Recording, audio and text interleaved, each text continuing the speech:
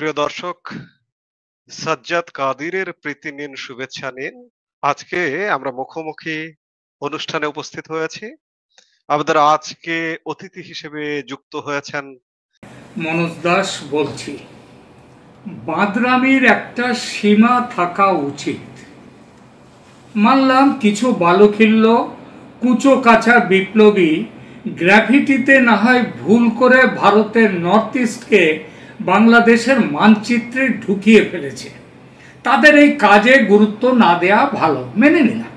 কিন্তু সেসব গ্রাফিটি যখন গুছিয়ে গাছিয়ে সরকারি উদ্যোগে বড় বইয়ের মধ্যে ছাপা হয় এবং সেই বই আবার পাকিস্তান সেনাবাহিনীর জেনারেলকে ঘটা করে উপহার দেন বাংলাদেশের প্রধান উপদেষ্টা doctor Mohammad Yunus, the Nobel laureate, তখন কি বিষয়টি আর বালখিল্য কুচো বিপ্লবীদের কাজ বলে এড়ানো যায় নাকি এড়ানো উচিত?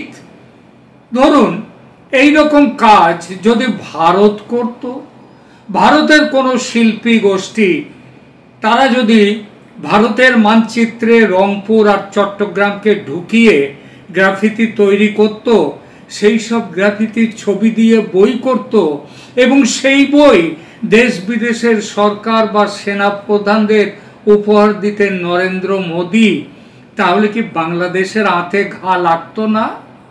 শুধু যে পাকিস্তানের জেনারেলকে উপহার হিসেবে দেয়া হয়েছে তাই নয়, এর আগে মোহাম্মদ ইউনূস একই বই উপহার দিয়েছেন জাতিসংঘের মহাসচিব আন্তোনিও গুতেরেস, প্রাক্তন মার্কিন প্রেসিডেন্ট জো বাইডেন এবং প্রাক্তন কানাডার প্রধানমন্ত্রী জাস্টিন ট্রুডো সমেত বিশ্ব নেতাদের। অর্থাৎ এই মানচিত্র আর কোনো গোপন ব্যাপার থাকছে না, আন্তর্জাতিক হয়ে গেছে।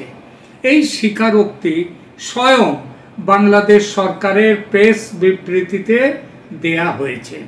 এই পুরো প্রকরণ কি আদৌ বালখিল্যদের মতো মনে হয়, নাকি চিমটি কাটা, খামচি দেয়া, কামড়ে দেয়ার প্রবল একটা ইচ্ছা?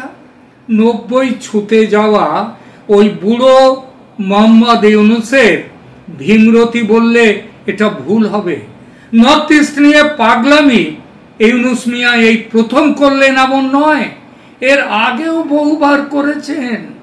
বিমস্টেক বৈঠকে নরেন্দ্র মোদী মুখোমুখি সাক্ষাতে তাকে সাবধান করে দিয়েছিলেন, বলেছিলেন ভেবে চিনতে কথা বলতে এবং কাজ করতে। কিন্তু চোরে না শোনে ধর্মের কথা। তাই এবার তিতিবিরক্ত ভারত সিদ্ধান্ত নিয়েছে এবার কিছু শক্ত ব্যবস্থা নিতে হবে। পাগলামি ছাড়াতে যখন গেলা ওষুধে কাজ হয় না, তখন ইলেকট্রিক শক দেওয়ার নিয়ম তেমনটাই। রোগীকে মারার জন্য নয়, কিন্তু অসুখ সারাবার জন্যে। দিল্লির সাউথ ব্লকের একজনের সঙ্গে কথা হলো, তিনি বললেন বাংলাদেশকে সুস্থ করার উদ্দেশ্যে ভারত এবার কড়া ডোজের ইলেকট্রিক শক দেবে। শিলিগুড়িতে থাকেন আমার এক ভ্রাতৃপ্রতিম বন্ধু, বড় মাপের রাজনৈতিক ব্যক্তিত্ব রজত ভরদ্বাজ মুখোপাধ্যায়। 3 দিন আগে তিনি এক মেসেজ পাঠালেন, দেখে নিন কি লিখেছেন তিনি। দেখুন,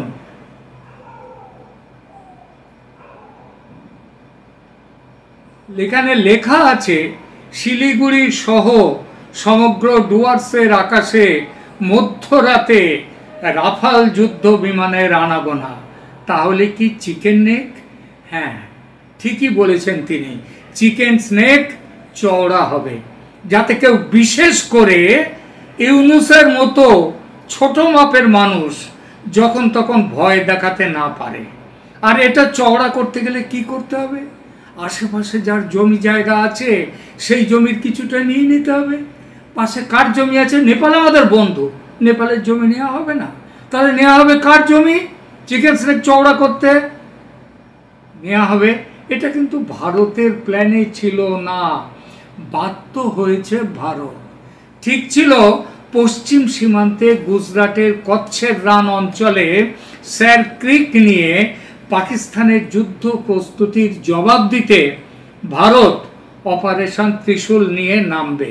ত্রিশূল মানে স্থল, নৌ, বিমান, 3 বাহিনীর যৌথ যুদ্ধ মহড়া শুরু হয়েছে 30শে অক্টোবর, চলবে 10 নভেম্বর পর্যন্ত। এজন্যে নিয়ে যাওয়া হয়েছে 20,000-এর বেশি সৈন্য, T-90 ট্যাঙ্ক, ব্রহ্মোস, আকাশ ক্ষেপণাস্ত্র ব্যবস্থা, রাফাল ও সুখোই 30 MKI যুদ্ধ বিমান এবং কলকাতা শ্রেণীর ডেস্ট্রয়ার ও নীলগিরি শ্রেণীর ফ্রিগেট।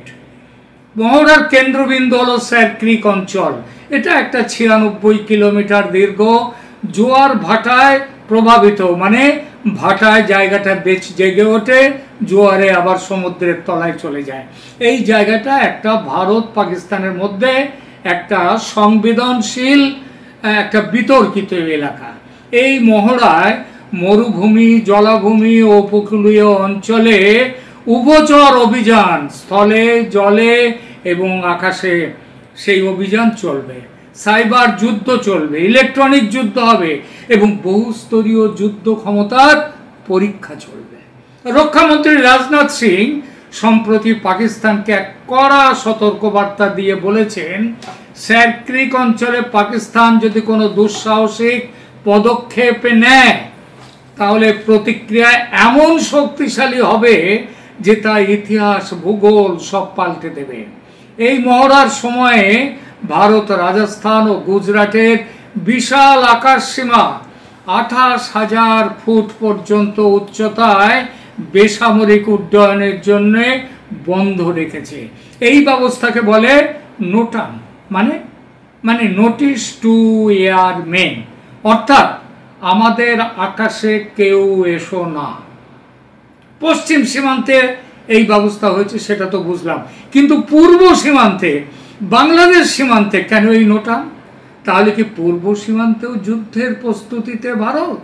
ঠিক তাই, বঙ্গোপসাগরেও একযোগে নোটাম জারি হয়েছে। আর এটা বিনা কারণে ও কাকতালীয় কোনো ঘটনা নয়, একেবারে কৌশলগত। এবং সিদ্ধান্তটি নেওয়া হয়েছে ওই পাকিস্তানি জেনারেল সাইর শামসাদ মির্জা বাংলাদেশ সফর ও সফরের সময় তার হাতে ইউনুসের art of triumph, graffiti of Bangladesh's new dawn এই নামের বইটি তুলে দেওয়ার পর। বইটির নামের বাংলা অর্থটা একবার বলে দিই, বিজয়ের শিল্প, বাংলাদেশের নতুন ভোরের গ্রাফিতি। কিসে ভোর ও বিজয় হলো, কোথায় নতুন ভোর হলো, সেসব বাংলাদেশের মানুষ দেখবে, বুঝবে। ওটা তাদের পাঁঠা, তারা ঘাড়ে কাটবে না মাথায় কাটবে সেটা তাদের ব্যাপার। নতুন ভোরে তারা আছে নাকি রাত দুপুরে আছে সেটা তারাই ভালো জানে। ভারতের আপত্তি কেন বইয়ের মধ্যে ভারতের 7টি রাজ্যকে বাংলাদেশের দখলে নেওয়া হলো এবং দেশের সর্বোচ্চ শাসক সেই বই নিজের হাতে প্রচার করছেন কেন, আর সেই জন্যই ভারতের চূড়ান্ত পর্যায়ের এই যুদ্ধ প্রস্তুতি। এখানেও গুজরাট সীমান্তের মতো 3 বাহিনীর চূড়ান্ত মহড়া, শিলিগুড়ি থেকে সাগর, উত্তরের পাহাড় থেকে দক্ষিণের বঙ্গোপসাগর, অপারেশন ত্রিশূলের পাশাপাশি এই বিশাল অঞ্চল থেকে, এই অঞ্চলে 3 থেকে 14 নভেম্বর পর্যন্ত একটা বড় আকাশ মহড়ার জন্য নোটাম জারি করেছে ভারত। সেই সাথে বঙ্গোপসাগরে যুদ্ধ জাহাজ নিয়ে গেছে। এই দীর্ঘ 11 দিনের মহড়ায় ভারতীয় স্থল বাহিনী, বিমান বাহিনী ও নৌবাহিনীর সমন্বিত অভিযান পরিচালিত হবে। এর আগে অক্টোবর মাসে ভারত বঙ্গোপসাগরে 15 থেকে 17 অক্টোবর তারিখে একটি ক্ষেপণাস্ত্র পরীক্ষার জন্য নোটাম জারি করেছিল, যার পরিসীমা ছিল 1480 কিলোমিটার থেকে পরে বাড়িয়ে 3550 কিলোমিটার, প্রায় 3 গুণ বাড়ানো হয়। এই পরীক্ষাগুলো অগ্নি 3, অগ্নি 4 অথবা দূরপাল্লার জাহাজ বিধ্বংসী মিসাইল বা ক্ষেপণাস্ত্র পরীক্ষার জন্য ছিল। অপারেশন ত্রিশূল ও বঙ্গোপসাগরে ভারতের নোটাম, এই বার্তা কি বাংলাদেশের উদ্দেশ্যে? ভারত বর্তমানে 2টো ভিন্ন ভৌগোলিক অঞ্চলে, পশ্চিমে পাকিস্তান, পূর্বে বাংলাদেশ, একযোগে বড় ধরনের সামরিক মহড়া চালাচ্ছে।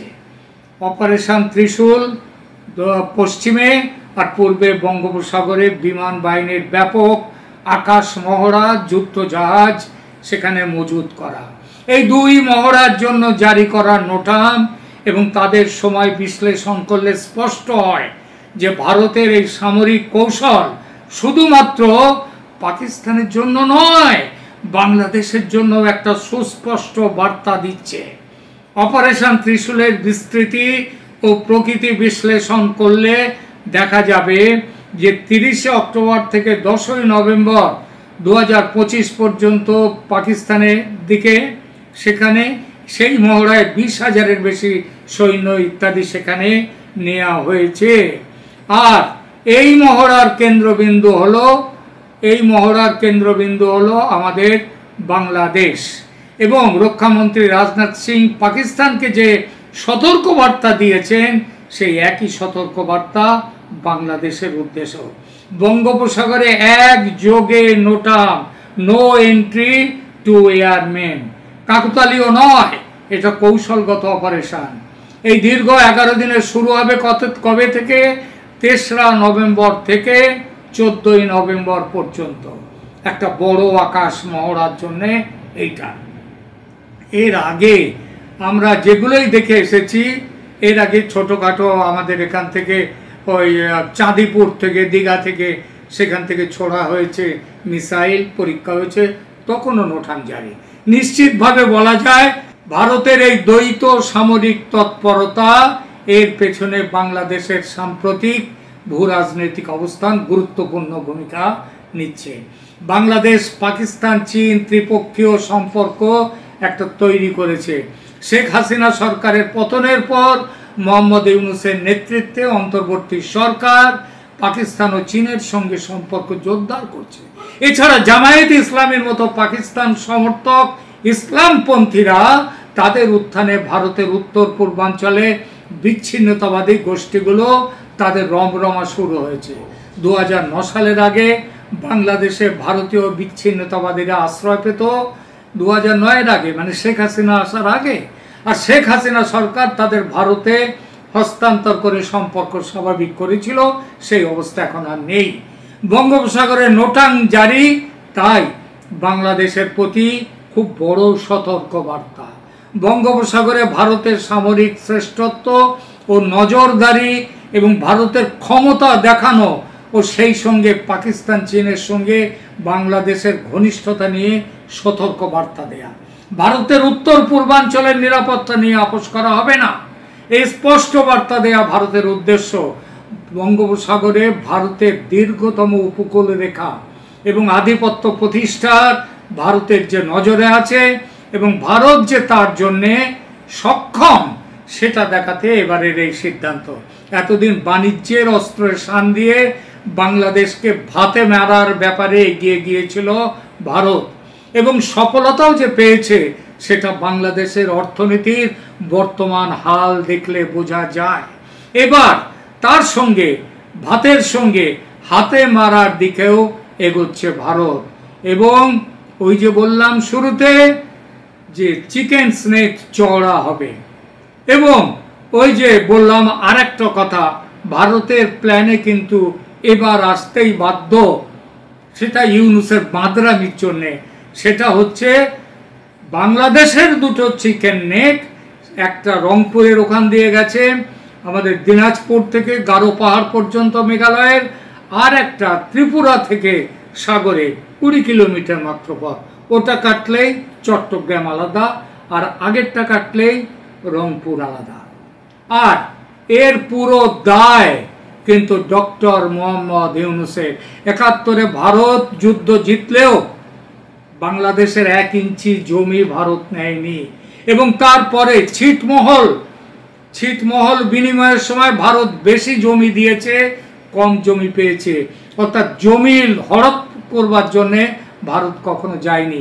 আজ ইউনূসের বাঁদরামির জন্যে ভারতকে এই পথে চলতে হচ্ছে, তার প্রস্তুতি পুরো মাত্রায় শুরু হয়ে গেছে। ধন্যবাদ।